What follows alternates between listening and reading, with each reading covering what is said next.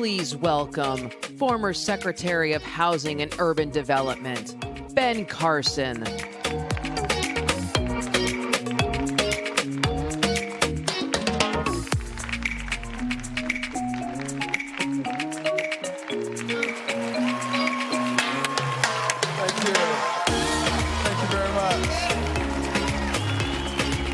Thank you so much. It's wonderful to be back here with you once again. You know, I just found out instead of 15 minutes, I only have 10 minutes. But I'm a surgeon and I know how to cut. So, not a problem. But, you know, other thing that's easy for me is that I don't have to spend a lot of time working on what words I'm going to say because I'm not politically correct. And so I don't really care about that. I think that that's a big problem in our society. We're letting media and big tech and people tell us what we can and cannot say. That's a bunch of garbage. We can say anything we want. A lot of people fought for our rights to say what we want to say. And I'm so glad we have this CPAC conference because, as the Bible says in the book of Isaiah, come, let us reason together. And that's what we do. We come and we reason together. Unlike the other side, which doesn't reason, they just like to impose and to mandate. And it doesn't lead to the kind of place that I think Ben Franklin and our other founders worked so hard to give us.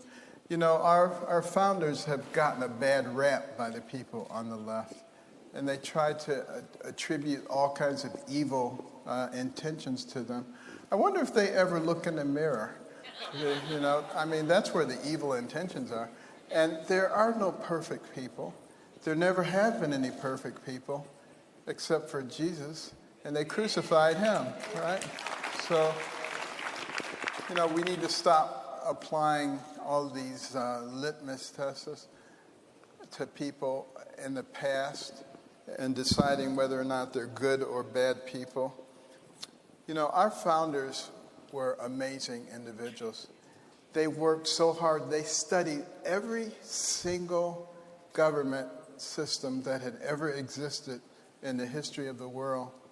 They were eclectics. They took the good things, rejected the bad things, because their goal was to have a government that didn't become like the other kind of governments, which naturally grow, infiltrate, and dominate the people. They wanted something that would allow us to remain free. And it was hard to get.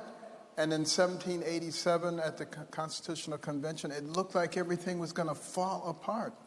They couldn't come to agreement. And then Benjamin Franklin, the elder statesman at age 81, stood up and said, "Gentlemen, stop. Let's get down on our knees and let's seek wisdom from God." And they prayed and they got up and they resolved their issues.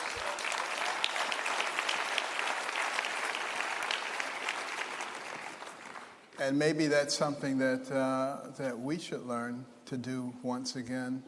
You know, let's not run away from our Judeo-Christian roots and values and try to reestablish our own values, because there is plenty of evil out there, but it exists together with good. And we're the ones who get to decide which direction we want to go in. It makes a big difference. And, you know, we have a situation in our nation right now where we're going to go one way or the other. And, you know, when Franklin came out of that convention hall, he was asked, "What do we have here, sir? A monarchy or a republic?" And he said, "A republic if you can keep it. If you can keep it." We've kept it for 240 plus years so far. But we're in danger of losing it. We're closer to losing it now than we ever have been. We're closer now than we were at World War I, World War II, any of the other world wars, the civil rights movement. Anything that's happened in the past has not led us to this point. And we must be extraordinarily vigilant now, and we must be willing to stand up for the things that we believe in. And we have to realize that we are together in this. You know, America is strong when we are united, but we're letting people come in and divide us up on the basis of race, income, age, religion, political affiliation, gender, you name it, and they're trying to divide us up. And it's causing significant turmoil in our society. And you have to realize in the early days of America, we were able to live together in small communities, families of 20, 50, 100 people, 50 miles away from any other groups of people, sometimes speaking different languages, coming from different countries, different thoughts. They were able to subjugate all that for the common good. And not only were those communities able to survive, they were able to thrive and to grow into an incredible nation. And that's because they didn't allow all those little factions to grow and to tear them apart.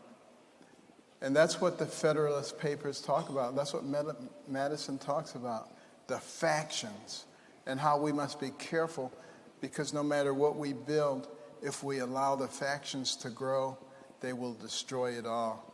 We need to understand what's going on, why these people are working so hard to destroy what's going on here. But the good thing is, there are courageous people here, and there are people who are looking for what's right. And we have entered a new phase in our country. It's Asbury College versus Harvard. And, you know, and I think, like in David and Goliath, Asbury's going to win, because it's starting to spread. And the young people are starting to realize that those principles, such as love your neighbor rather than cancel your neighbor, are the things that helped us to grow and to become a strong country. And then we hear a lot about equity in our society. Have you noticed that? We want to have equal outcomes for everybody. Well, that wasn't what made us into a great country. You know, as the administrative state began to grow, starting in the early part of the 20th century, they started thinking the government had to move this group up and move this group down to create equal outcomes. We hear about that a lot now. That's not who we are as a nation. That's certainly not who I am as a person. One of the reasons that equity lovers don't like people like me is because they say, you're not supposed to grow up in the environment that you grew up in and be successful, because this is a horrible racist country. And you simply aren't supposed to be successful in that setting. What a bunch of crap.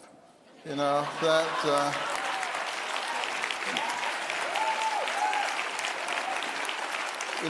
that's not happening. But what is happening is that administrative state is getting bigger and more powerful. And look what they did during the Trump administration. They were after him from day one. They were making up all kinds of stories.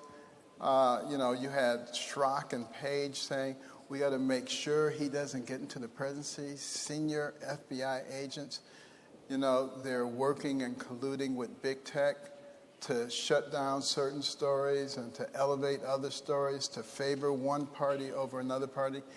And they have the nerve to talk about dangers to democracy. They are the danger to our democracy.